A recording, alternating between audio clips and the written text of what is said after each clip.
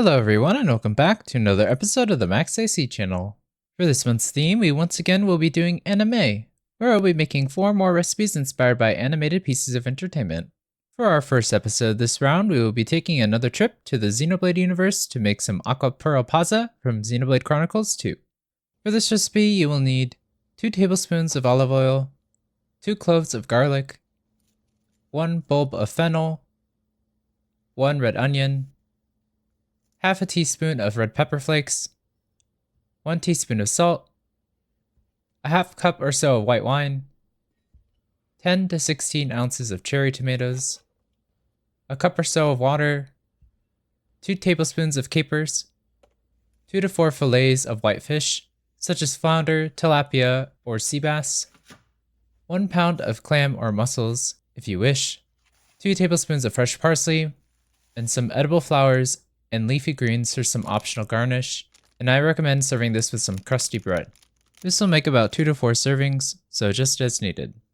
First we'll prepare the ingredients, so for your fennel and onion, cut these in half and slice them into thin pieces.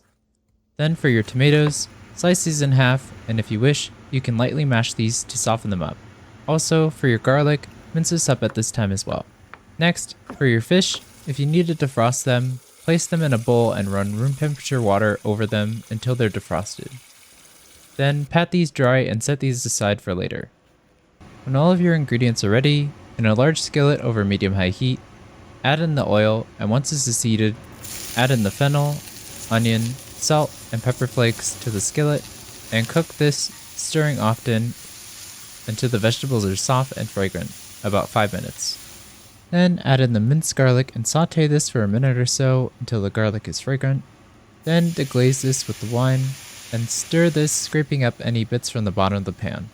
Then add in the tomatoes, water, and capers and bring this to a simmer over medium-low heat. While this is simmering, add some salt to your fish fillets and then add them into the broth along with your clams or mussels and cover this with a lid. Cook this until the fish is firm and opaque all the way through and your clams or mussels open up, about 12 to 15 minutes. Then remove the lid and serve this on top of a bed of leafy greens with plenty of crusty bread, spooning some of the sauce over the fish. Sprinkle this with some parsley, drizzle with some olive oil if desired, garnish this with your edible flowers, and with that, your Acqua Pearl Pazza is ready to eat.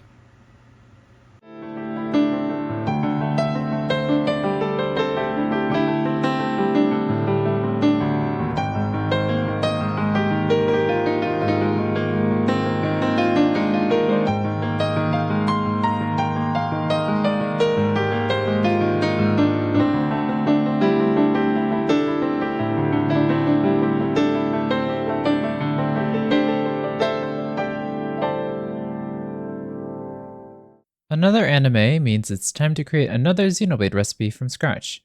And for this year, since I'm planning on finally replaying through the second main game in the series for the variety show soon, I thought it would be fun to combine the 2 shows by making a recipe from one of my favorite games of all time. Cooking in Xenoblade has evolved throughout the series, with food always being a prominent motif in the story. But with Xenoblade Chronicles 2, cooking and food became an actual element of the gameplay, where you can craft food that powers up stats for a time. But with Xenoblade 2 originally releasing as a first-year game for the Switch almost 10 years ago, unfortunately most of the food isn't modeled like it is in its successor. However, the dish I selected today, Acqua Pazza, is actually included in both games, so I didn't have to do as much guessing as I did with Ryan's Gourmet cabbage parcels.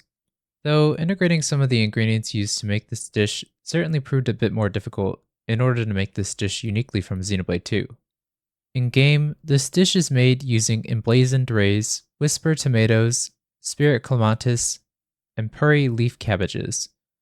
For the tomatoes and cabbages, they were pretty simple to add since the traditional recipe already requires tomatoes, and puree leaves are used to serve as plating.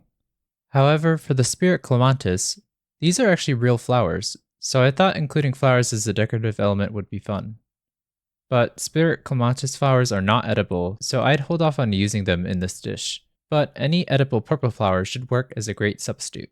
Also, for the emblazoned ray, you can make Acqua Pazza with stingray, but since it's a bit hard to come by at the store, I thought the traditional whitefish would be more feasible. But since they added clams to the Xenoblade 3 version of the dish, and since there's not really anything else that makes sense for the pearl part of the name, I figured it would be appropriate to add clams and mussels to represent this part of the dish as well. But regardless of what exact ingredient you use, this tomato and poached fish dish will be a great way to enjoy a Leftherian home-cooked meal in real life. Anyway, I hope you all enjoyed the video. In the comments below, let me know how it went if you decided to make it. Let me know if you have any questions or if there's anything you want to make next. Like this video, share with your friends and family, and subscribe to or follow this channel for more episodes of the Max AC channel. And remember, if you want to stay cool in the kitchen, turn your AC to the max and watch the Max AC channel. And cover this with a lid.